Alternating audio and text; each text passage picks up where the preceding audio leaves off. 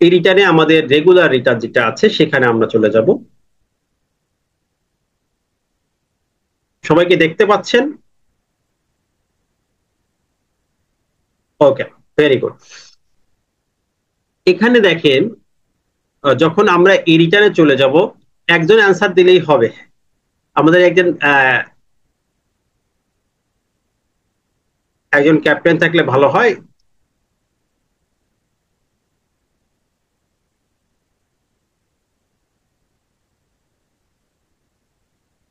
এটা সফটওয়্যার এতটুকু বড় হবে সব থেকে, এটা সব দেওয়া আছে, এর থেকে বড় হবে না। এই যে এতটুকু হবে।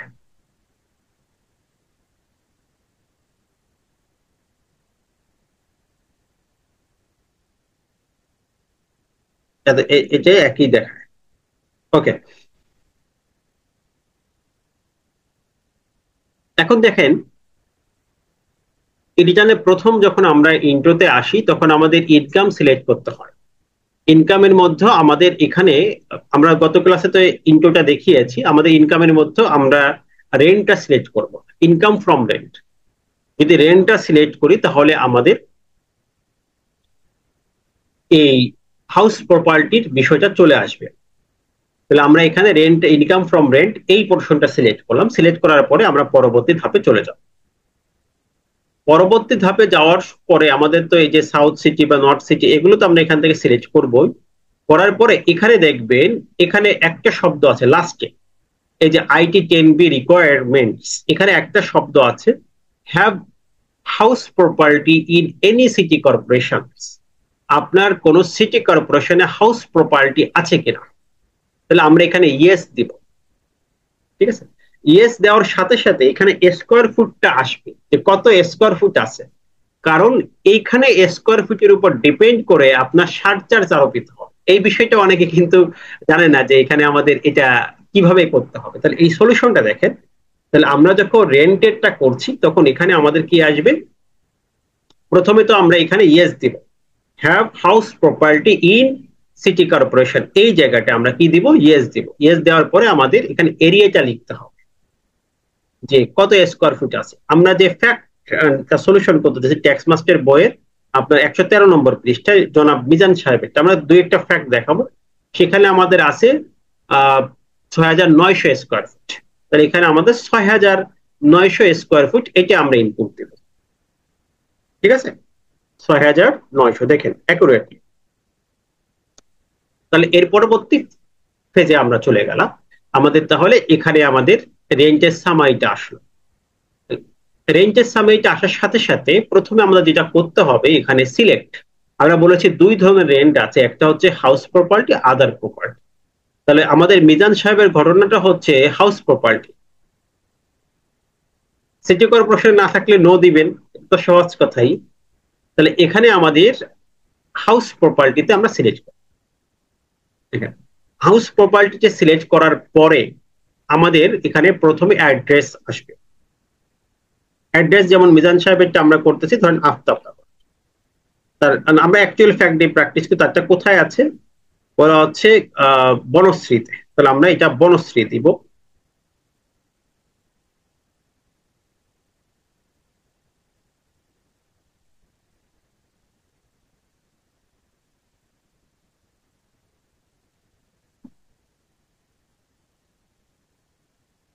এরপর লেখা আছে, এটা দেখেন, is it any city corporation, থেকে সিটি কর্পোরেশন নাকি এর বাহিরে। কারণ সিটি কর্পোরেশনের বাহিরে হলে কিন্তু তার উপর এই যে সারচার্জ আরোপিত হয় না। ঠিক আছে, এখানে আমরা লিখলাম যে ইয়েস, হ্যাঁ সিটি কর্পোরেশন। এখন এখানে একটা ঘটনা আপনার ঘটবে, এখানে বলবে সেলফ অকুপাইড এরিয়া।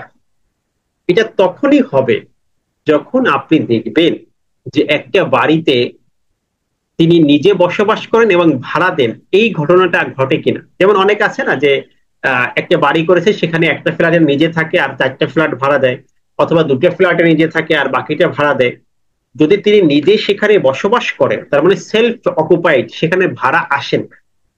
তাহলে কি আসে না, সেখানে ভাড়া আসে না। তাহলে সেলফ অকুপাইড হলে সেখানে স্কোয়ার ফিটটা এখানে উল্লেখ করবেন। আমরা দেখি যে মিজান সাহেব নিজে থাকে কিনা, ফ্যাক্ট অনুযায়ী এটা বুঝতে হবে।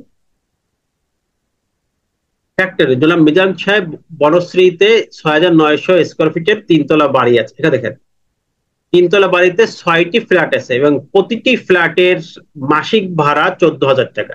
তিনি নিজে একটি ফ্ল্যাটে বসবাস করেন। তাহলে এখানে ঘটনা ঘটলো যে 6টা ফ্ল্যাট হলেও তিনি নিজে একটি ফ্ল্যাটে বসবাস করেন। তার মানে সেলফ অকুপাইড হচ্ছে একটি ফ্ল্যাট। একটি ফ্ল্যাটে সেলফ অকুপাইড হলে তার টোটাল স্কয়ার ফিট আপনি এবার ক্যালকুলেশন করেন, সবাই একটু ক্যালকুলেটর হাতে নেন।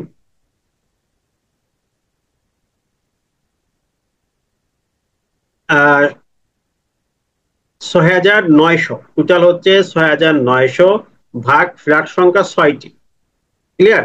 তাহলে একটা হচ্ছে 1150। তাহলে আমরা এই 1150 হচ্ছে সেলফ অকুপাইড, মানে একটি ফ্ল্যাটে তার এরিয়া হচ্ছে 1150। তাহলে এটা হচ্ছে self occupied area. Self occupied area এখানে দেওয়ার পিছনে কিছু কারণ আছে, এই কারণটা আমরা পরে বলছি। কারণ আমাদের খরচ বাদ দেওয়ার ক্ষেত্রে একটা রুলস আছে, যেখানে ওই ব্যক্তি বসবাস করবে, যে খাত থেকে ইনকাম নেই সেই অংশ খরচ বাদ দেওয়ার সুযোগ নাই। তাহলে এখানে একটা অংশ সে নিজে বসবাস করে, তাহলে এখান থেকে মিজান সাহেবের কোনো ইনকাম আছে? তার ইনকাম কিন্তু 5টা ফ্ল্যাট থেকে, ওই 5টার খরচ তিনি বাদ দিতে পারবেন। নেট ইনকাম বের করার সময় কয়টা খরচ বাদ দিতে পারবেন? 5টি খরচ বাদ দিতে পারবেন। এখন আসেন, এখানে রেসিডেন্স এবং কমার্শিয়াল দুটো ঘটনা আছে। যদি তিনি আবাসিক উদ্দেশ্যে ভাড়া দেন, অর্থাৎ ভাড়াটিয়া যদি আবাসিক উদ্দেশ্যে ব্যবহার করে থাকার জন্য, তাহলে হচ্ছে আমরা এখানে বসাবো সকল ফিগার গুলো। আর যদি তিনি কমার্শিয়াল উদ্দেশ্যে ভাড়া দিয়ে থাকেন, ভাড়াটিয়া যদি কোনো কোম্পানি হয় অথবা কোনো ব্যবসায় প্রতিষ্ঠান হয়, তাহলে আমরা এখানে অ্যামাউন্ট গুলো বসাবো। তাহলে দুইটা, একটা হচ্ছে কমার্শিয়াল আর একটা হচ্ছে রেসিডেন্সিয়াল। তাহলে রেসিডেন্সের জন্য আমরা এখানে বসাবো। তাহলে তার টোটাল 1150 হচ্ছে একটা ফ্ল্যাট, তার 5টা ফ্ল্যাট ভাড়া দেয়, 5টা ফ্ল্যাটে আসছে কত? 1150 গুণ 5 অর্থাৎ 5,750। খেয়াল করছেন? তাহলে মিজান সাহেব মূলত ভাড়া দেয় হচ্ছে 5,750 টাকা। এত স্কোয়ার ফুট তিনি ভাড়া দিচ্ছেন, আর 1150 নিজে থাকছেন, টোটাল মিলে 6,900 স্কোয়ার ফুট তার ফ্ল্যাট। এখন আসেন, তিনি কত টাকা ভাড়া প্রাপ্ত হন? প্রতি ফ্ল্যাটের মাসিক ভাড়া হচ্ছে 14,000। তাহলে 14,000 হচ্ছে প্রতি ফ্ল্যাটের মাসিক ভাড়া। তাহলে 14,000, 5 ফ্ল্যাট সংখ্যা 5, তাহলে মাসে হচ্ছে তার 14,000 গুণ 5। সবাই করেন, 14,000 গুণ 5, খেয়াল করেন 14,000 গুণ 5 সমান সমান কত হয়? 70,000। 70কে এটাকে কত দিয়ে দিবেন? 12 মাস গুণ 12, তাহলে 70,000 গুণ 12। তাহলে 70,000 গুণ যদি আমি 12 দিই, 12 মাসের ভাড়া, তাহলে 8,40,000 টাকা ভাড়া। ঠিক আছে? তাহলে ভাড়া হবে কত? 8,40,000। এটা হচ্ছে এই মিজান সাহেবের 1 বছরের প্রাপ্ত ভাড়া। তাহলে আমরা এখানে কত দিব? 8,40,000। খেয়াল করেন, 8,40,000।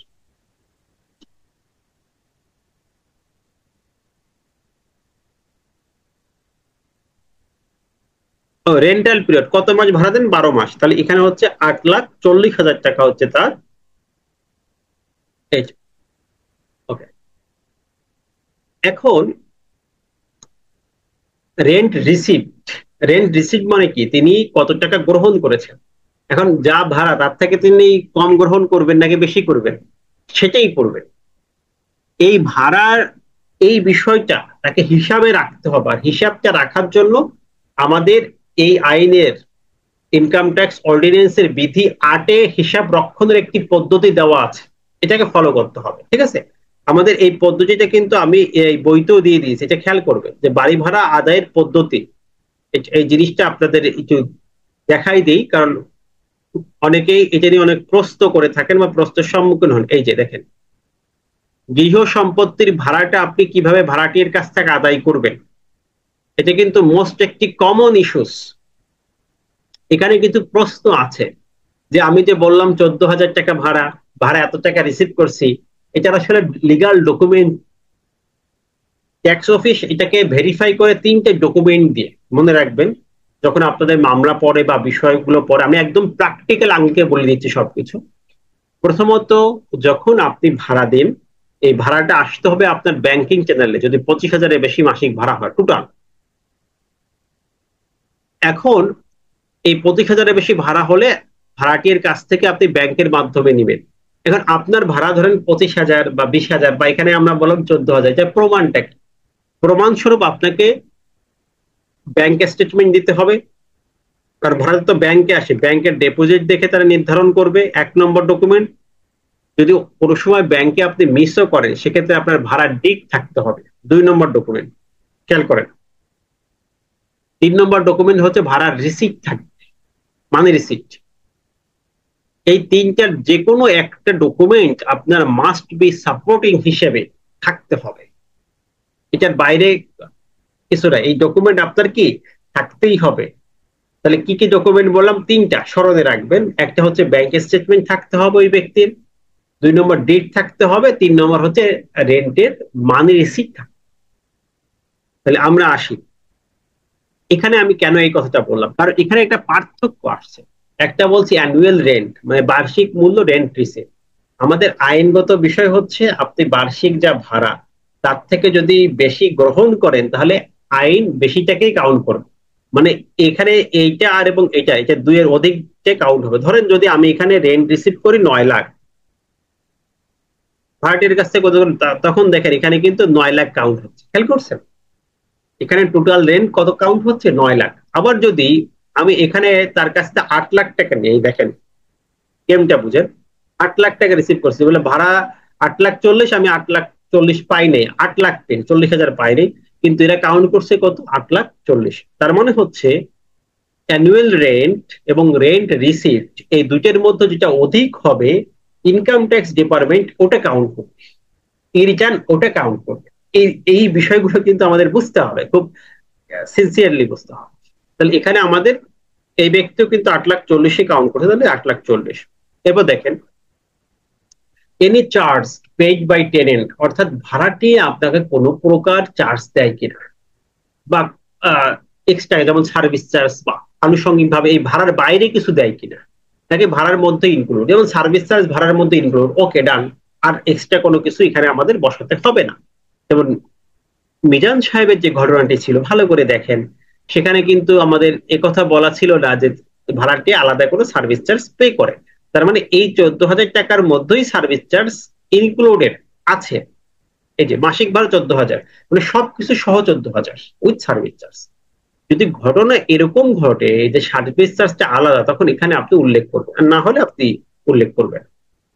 এরপর এনি আদার রিসিট, অন্য কোনো ভাড়াটিয়ার কাছ থেকে অন্য কোনো বেনিফিট, অন্য কোনো সুবিধা, অন্য কোনো পেমেন্ট গ্রহণ করেছেন কিনা, যদি গ্রহণ করে এখানে দিবেন। মিজান সাহেবের ক্ষেত্রে দেখে, যদি এখানে ধরেন 20,000 টাকা গ্রহণ করে, এটা কিন্তু আমাদের ইনকামে যোগ হয়ে যায়। এখানে 8,040 ছিল, 8,060 হয়ে যাচ্ছে। যা দিবেন এটা ইনকামের সাথে যোগ হবে। অর্থাৎ এই ভাড়ার বাহিরে একজন ভাড়াটিয়ার কাছ থেকে আপনি যতগুলো গ্রহণ করবেন, যতগুলো টাকা আপনি নেবেন, সব আপনার ভাড়ার সাথে অ্যাড হয়ে যায়। এটা আমাদেরকে মনে রাখতে হবে। তাহলে আমরা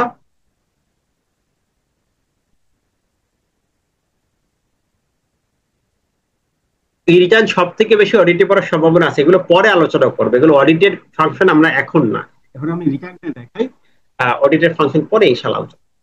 তাহলে এখানে যেহেতু নাই, তার আমরা 0 দিলাম। থাকলে কিন্তু এটা ভাড়ার সাথে কি হয়ে যেত? যোগ হয়ে যেত ভাড়ার সাথে। খেয়াল করেন। এবার অ্যাডভান্স অ্যাডজাস্টমেন্ট, আমরা দেখবো যে এই ফ্যাক্টে কোনো অ্যাডভান্সের বিষয় আছে কিনা। না, অ্যাডভান্সের বিষয় নাই। যদি এই ব্যক্তির অ্যাডভান্সের বিষয় থাকতো, দেখেন ধরা যাক 2,000 করে অ্যাডভান্স অ্যাডজাস্ট হচ্ছে, তাহলে 12 মাসে কত হলো? 24,000। তাহলে এই 24,000 টাকা আমরা এখানে উল্লেখ করতাম, 24,000।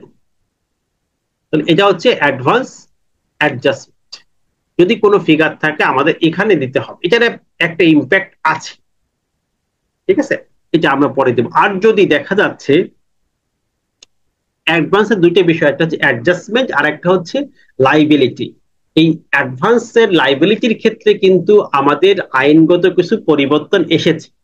এটা সর্বোচ্চ 5 লাখ টাকা ব্যাংকের চ্যানেলের বাইরে আপনি রাখতে পারবেন। এর বেশি আপনি রাখতে পারবেন না। ধরেন আপনার অ্যাডভান্স দেওয়া থাকলো, ভাড়াটিয়ার কাছ থেকে আপনি 10 লাখ টাকা অ্যাডভান্স নিয়েছেন বা 5 লাখ টাকা অ্যাডভান্স নিয়েছেন, এই অ্যাডভান্সটা কিন্তু আপনার সমন্বয় হচ্ছে না। আপনি বলছেন যে না, আমি দুই ভাবে হয় ভাড়াটিয়ার কাছ থেকে, আগে জিনিসটা বুঝেন, দুই রকম, দুইটা জায়গায় ইনপুট হয়। একটা হচ্ছে আপনার প্রশ্ন থাকলে এটা নোট করে রাখেন, আমি শেষে অ্যান্সার দিচ্ছি, প্লিজ একটু আমরা আলোচনাটা শেষ করি। কারণ মূল জিনিস না জেনে তো আপনি শুধু এখানে ইনপুট দিলেই হবে না, এটার আইনগত ভিত্তিগুলো অবশ্যই আপনাকে বুঝতে হবে। দুইটি ঘটনা এখানে ঘটে। একটা হচ্ছে ভাড়াটিয়া আপনাকে অ্যাডভান্স দিয়েছে, বলছে প্রতি মাসে ভাড়া কম দেবো 2,000 করে, ভাড়ার সাথে কেটে রাখবেন। তাহলে আপনি কিন্তু এটা সমন্বয় হচ্ছে, প্রতি বছর ভাড়ার সাথে সমন্বয় হচ্ছে, আমি 14,000 পাচ্ছি আর 2,000 টাকা ভাড়ার সাথে কেটে রাখতেছি। ঠিক আছে, তাহলে আমি ভাড়া পাচ্ছি বলে তো 12,000, আর 2,000 কিন্তু আমি এখান থেকে সমন্বয় করে 14,000 ভাড়া কাউন্ট করতেছি। আরেকটা ঘটনা ঘটে যে অ্যাডভান্স আমি প্রতি মাসে সমন্বয় করব না, আমি এটা যাওয়ার সময় আমাকে রিফান্ড করবেন, ফেরত দিবেন। এটা কিন্তু অ্যাডভান্স হয় না, এটাকে বলা হয় সিকিউরিটি ডিপোজিট। তাহলে এই যে সিকিউরিটি ডিপোজিট, এটা ভাড়ার এখানে কোথাও আসবে না, এই জিনিসটা আপনার অ্যাসেটের ফাংশনে আসবে। এটা পরবর্তী দেখাবো, যখন তার অ্যাসেটটা করব তখন এই ঘটনাটা আসবে, তার লাইবিলিটি হিসেবে ওই ভাড়ার টাকাটা থেকে যাবে, অ্যাডভান্সের টাকাটা। কারণ এটা সিকিউরিটি মানি, যখন সে চলে যাবে ভাড়াটিয়ে তখন তাকে এটা ব্যাক করতে হবে, ফেরত দিতে হবে। তাহলে এটা কিন্তু আমাদের এই রিটার্নে এখন কোথাও আসবে, এতটুকু আমাদের ক্লিয়ার থাকতে হবে। এখানে শুধুমাত্র আসবে ভ্যাকেন্সি অ্যালাউন্সটা, সরি, যা অ্যাডজাস্ট করা যায়, ওই যে মাসে 2,000 করে কম দিচ্ছেন ওই অ্যামাউন্ট এখানে আসবে, যদি এরকম কোনো ঘটনা ঘটে থাকে। মিজান সাহেবের ক্ষেত্রে যেহেতু নাই, এটা আমরা দিচ্ছি না। এরপর আরেকটা দেখেন, লেস ভ্যাকেন্সি অ্যালাউন্স। এই ভ্যাকেন্সি অ্যালাউন্সটা, এটা আপনি এখানে ইনপুট দিতে পারবেন না, ইনপুট দেওয়ার অপশন নাই। কারণ কি? কারণ আইন বলে দিছে যে ভ্যাকেন্সি অ্যালাউন্স, শূন্যতা ভাড়া, ধরেন আপনার একটা ফ্ল্যাট 3 মাস খালি ছিল, 2 মাস খালি ছিল, এরকম অনেক সময় খালি থাকতেই পারে। আমরা যখন ভাড়া প্রাপ্ত যোগ করেছি, দেখেন যখন প্রাপ্ত ভাড়া যোগ করেছি তখন কিন্তু 12 মাস কাউন্ট করতে হবে, এখানে কিন্তু কম মাস কাউন্ট করার সুযোগ নেই। কিন্তু একটা ফ্ল্যাট আপনার 3 মাস খালি থাকলো বা 2 মাস খালি থাকলো, যে কোনো সব একটা টাইম খালি থাকলো, তখন কি ঘটনা ঘটবে? তখন বলছে, তখন আপনাকে ট্যাক্স সার্কেলে যে, এটা ড্রাফট করে ট্যাক্স সার্কেলে যে বিদ্যুৎ বিলের কাগজ দিয়ে, বিদ্যুৎ বিলের ডকুমেন্ট দিয়ে আপনাকে প্রমাণ করতে হবে যে আমার এই বাসাটি খালি ছিল, তারপরে এটা অ্যাপ্রুভ হবে, তারপরে আপনি এখানে অ্যামাউন্ট বসাতে পারবেন। তাছাড়া আপনি এই এখানে সরাসরি কোনো অ্যামাউন্ট বসাতে পারবেন। তার মানে এই রিটার্ন কিন্তু এখানে স্বয়ংসম্পূর্ণ না, তারা কিন্তু ভেরিফাই করছে না যে বিদ্যুৎ বিলি কাগজটা, এটা ভেরিফাই করবে কে? আপনাকে সার্কেলে যেতে হবে, ডিসিটি ভেরিফাই করবে, ডিসিটি ভেরিফাই করার পরে এখানে আপনি এই খরচটা দিতে পারবেন, তারা এটাকে অ্যাপ্রুভ করবে। তাহলে এটা হচ্ছে আফটার ভেরিফাই, এখানে অ্যামাউন্ট বসানো যাবে, তাছাড়া কিন্তু আমাদের এখানে অ্যামাউন্ট বসানোর সুযোগ আইনগতভাবে নাই। এখন দেখবেন এখানে অ্যামাউন্ট আপনি লিখতে পারতেছেন না, যতই কাজ করে লিখতে পারবেন না। কারণ কি? কারণ এটা আফটার ভেরিফিকেশন, এই জিনিসটা বসানো যাবে। তাহলে এটা আমাদের দেখেন, এই এখানে যেটা হলো, এটা হচ্ছে আমাদের গ্রস আয়, টোটাল ইনকামটা আমাদের এখানে দাঁড়ালো। এরপরে প্রিপেইড হোক পোস্টপেইড হোক, প্রিপেইড হলে আপনার যেখান থেকে পেমেন্ট করছেন আপনার একটা আইডি থাকে, আইডিতে পেমেন্ট করে ওখানে থাকে, ঠিক আছে, যে আমার কতটুকু ইউনিট ইউজ হয়েছে, তারা ওইটা দেখে যে কতটুকু ইউনিট আপনি ব্যবহার করেছেন। আপনি আগে দিয়েছেন বিল, এটা সমস্যা নেই, আপনার ইউজেস এটা দেখে যে এই ফ্ল্যাটে এই মিটারে কতটুকু আপনি ব্যবহার করেছেন, সেই অনুযায়ী তারা মনে করে যে আপনার এটা খালি ছিল কিনা। এরপর দেখেন, এরপর service charge paid by tenant আলাদা পেইড করেছে কিনা, নো, এটা করে, যদি হয় তাহলে ইয়েস দিবে, আর নহলে নো। এবার দেখেন, আর ইউ দা ওনলি ওনার, আপনি একাই ওনার কিনা, যদি হয় ইয়েস, নো দিলে কিন্তু আপনাদের পার্সেন্টেজ আসবে যে আপনি কত পার্সেন্টের মালিক, এবং আদার্স ওনারদের ইনফরমেশন দিতে হবে যে এই মালিক আর কারা আছে। ক্লিয়ার? ধরেন আপনার দুই ভাই মিলে এই বিল্ডিংটার মালিক, দুইজন মালিক, তখন আমাদের এই অপশনটাতে দিতে হবে। কারণ দুইজন মালিক হলে আমরা একটা ক্যালকুলেশন করে 50-50 করে নেব। অনেক সময় দেখা যায় একজন এক ভাই ভাড়া দেখাচ্ছে, তার আরেক ভাই ভাড়া দেখাচ্ছে।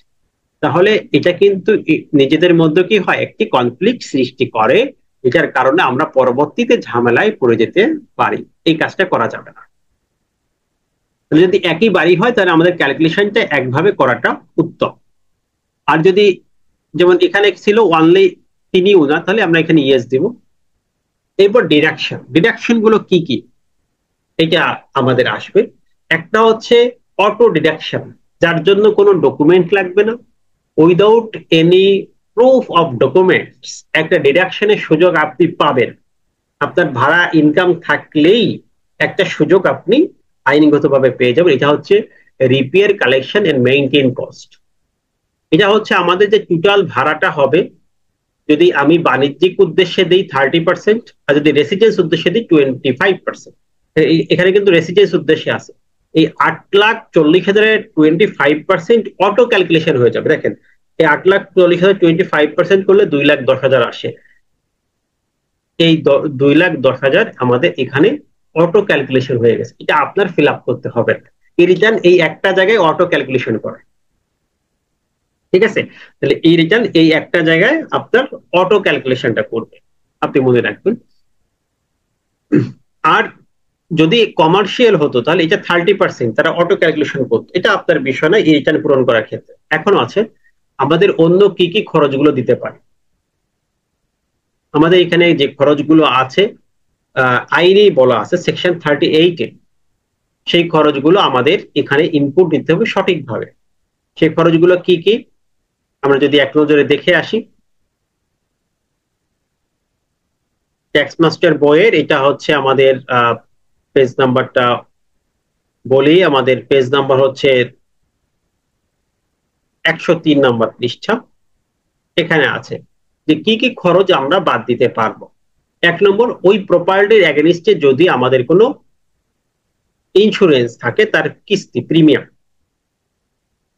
এটা কিন্তু আপনার ব্যক্তি লাইফ ইন্স্যুরেন্স হলে হবে না, ওই প্রপার্টির এগেনিস্টে যদি কোনো ইন্স্যুরেন্স থাকে তাহলে সেখানে খরচটা আমরা আইনগতভাবে বাদ দিতে পারি। 2 নম্বর, এই বিল্ডিং করার জন্য যদি আমরা কোনো ব্যাংক লোন নিয়ে থাকি তাহলে ব্যাংক লোনের যে সুদটা আসবে, ওই অর্থ বছরে যে সুদটা আসবে,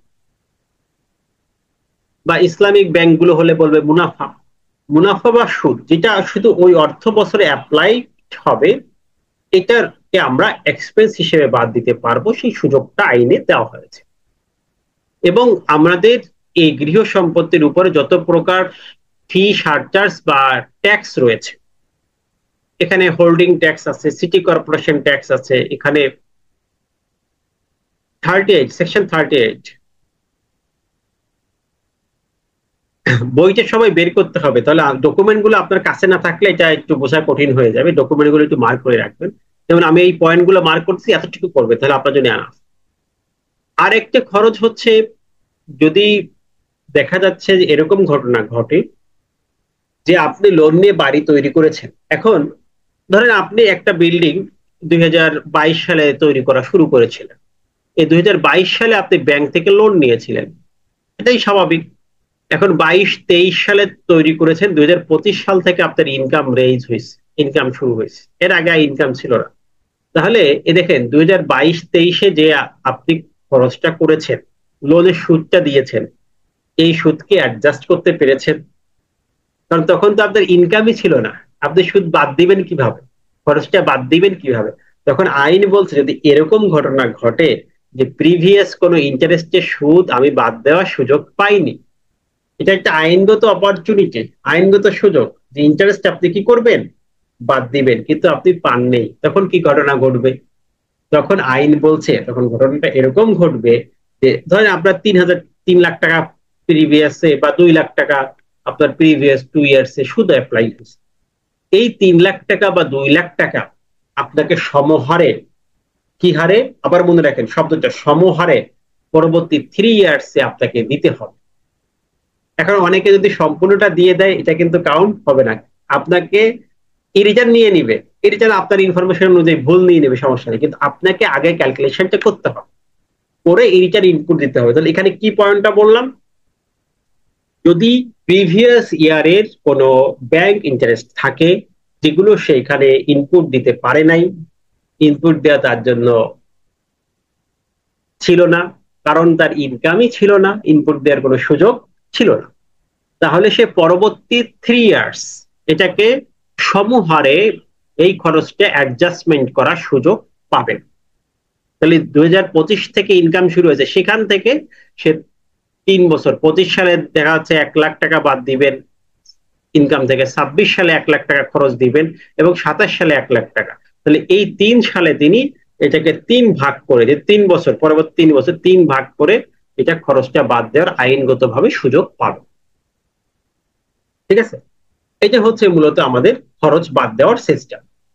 এখন এই রিটার্ন তো স্বয়ংসম্পূর্ণ না, সে তো আর এটা আপনার জানবে না, আপনাকে এভাবে প্রি ক্যালকুলেশন করে ওখানে ইনপুটটা দিতে হবে। এখন আসেন তাহলে আমাদের কি ঘটনা ঘটলো, আমরা ইন্স্যুরেন্স প্রিমিয়াম এই ব্যক্তি আছে কিনা, যদি থাকে আমরা এখানে খরচ দেবো, দেখবেন সবগুলো খরচ কাউন্ট করতেছি, এটাকে তো কোনো লিমিট নাই। ইন্টারেস্ট পেইড, ধরেন আমরা ইন্টারেস্ট পেইড করছি 20,000, এই যে 20,000 এখানে খরচ নিয়ে নিচ্ছে, খেয়াল করেন খরচ কিন্তু সব নিয়ে নিচ্ছে। এখানে ট্যাক্স ধরেন আমি পে করছি 15,000, সব খরচগুলো তারা যোগ করে নিচ্ছে, এই যে খরচ 2,57,000 চলে আসছে।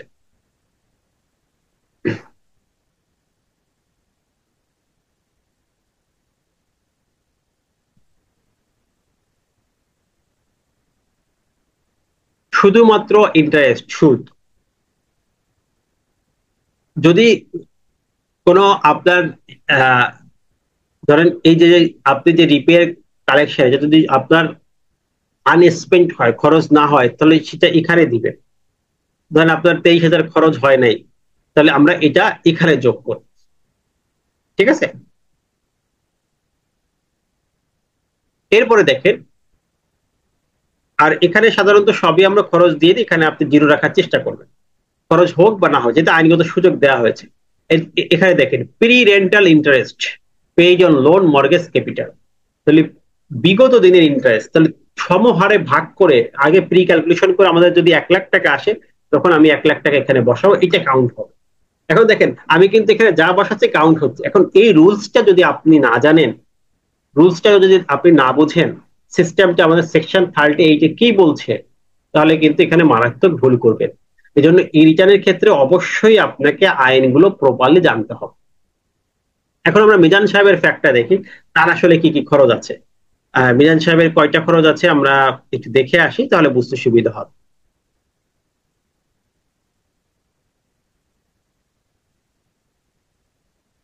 আমরা একটা ফ্যাক্ট আজকে দেখাচ্ছি, আর নেক্সট 2টা ফ্যাক্ট আপনাদের প্র্যাকটিস দিব। তার খরচ আছে হচ্ছে, তিনি মিউনিসিপাল ট্যাক্স দিয়েছেন 12,000, আর ভূমি কর দিয়েছেন 15,000। তার লোন আছে কিনা, লোনের কোনো ইন্টারেস্ট আছে কিনা দেখি।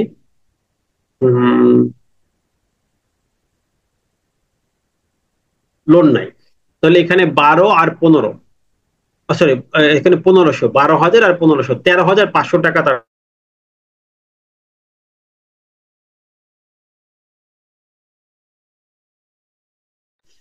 একটু অসুবিধা হয়েছে আমাদের, চাপ পড়ে কেটে গেছে।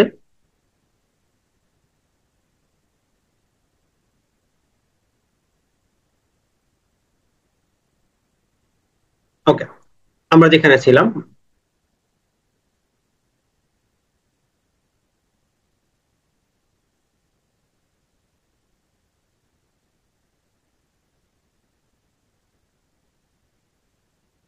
এইটা নেই, তাহলে দেখেন মিজান সাহেবের টোটাল ইন্স্যুরেন্স প্রিমিয়াম নাই, তাহলে এখানে আমরা শূন্য বা না দিলেও সমস্যা নাই। ইন্টারেস্ট পেইড এটাও নাই আমাদের, থাকলে এখানে খরচ হিসেবে আসবে। মিউনিসিপাল ট্যাক্স আছে 12,000 আর 1500, 13,500, 13,500। এই টোটাল খরচটা আমরা এখানে দিব, যা খরচ হয়েছে অ্যাকচুয়ালটা দিব। ইনকাম ট্যাক্স ডিপার্টমেন্ট এরা কি করবে, এরা এটাকে কিন্তু একটু মডিফাই করে ফেলবে অ্যাজ পার রুলস অনুযায়ী। কারণ আমরা একটা কথা বলেছি যে আমাদের যতগুলো খরচ দিব, সবগুলো খরচ কিন্তু আমাদের,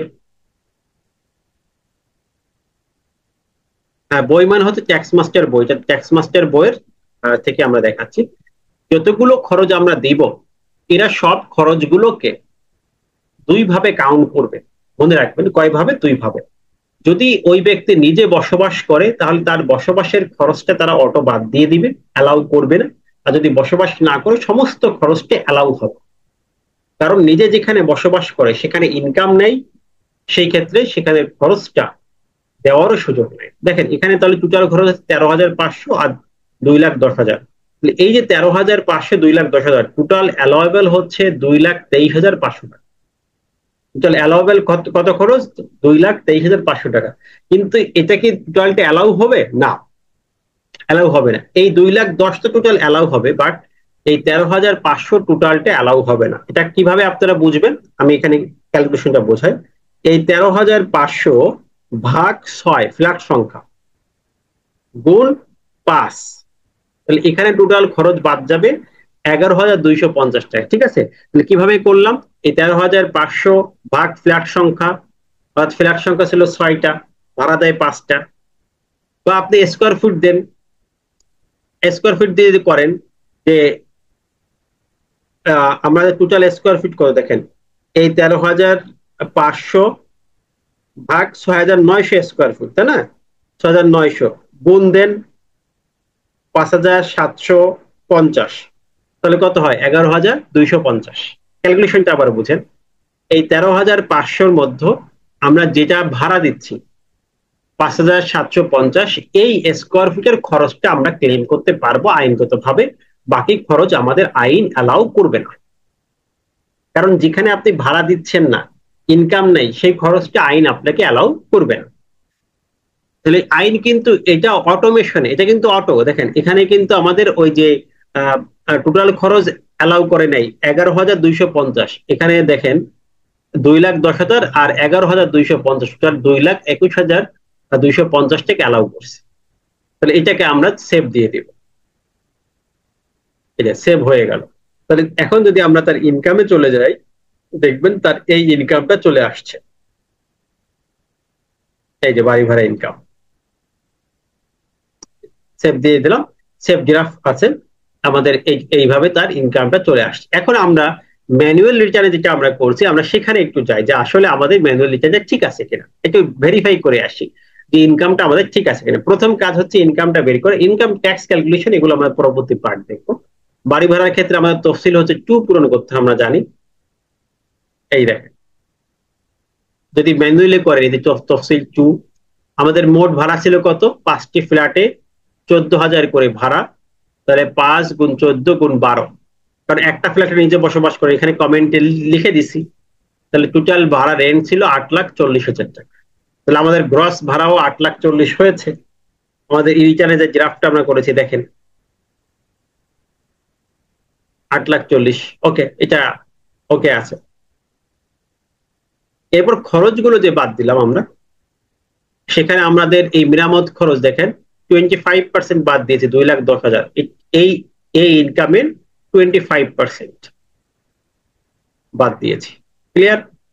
এখানে পৌর কর ছিল আমাদের। দেখেন পৌর কর ফ্যাক্টে ছিল কত? প্রশ্ন ছিল 12,000। এই 12,000-কে আমরা ভাগ দিয়েছি 6টা ফ্ল্যাট দিয়ে, গুণ দিয়েছি 10টা ফ্ল্যাট, তার মানে 10,000। এই ভূমি কর ছিল 1,500, এটা ভাগ দিয়েছি 6 দিয়ে, অর্থাৎ এই যে এখানে ছিল 12,000, খেয়াল করে 12,000 ভাগ 6 ভাগ 6 গুণ 5, 5টা ফ্ল্যাট, তাহলে আমাদের টোটাল কত আসছে? 10,000। এখানেও ছিল 1,500 ফ্যাক্টে কোশ্চেনে। এই 1,500 আমরা রিয়েল লাইফ যে রিটার্ন গুলো করি সেই রিটার্ন দিয়ে কিন্তু আপনাদের দেখাচ্ছি, এটা কিন্তু রিয়েল লাইফ রিটার্ন। এই জন্য আমি বলছি এই বইটা আপনাদের কিনতে হবে, তাহলে প্র্যাকটিস, অনেকগুলো রিটার্ন আপনারা প্র্যাকটিস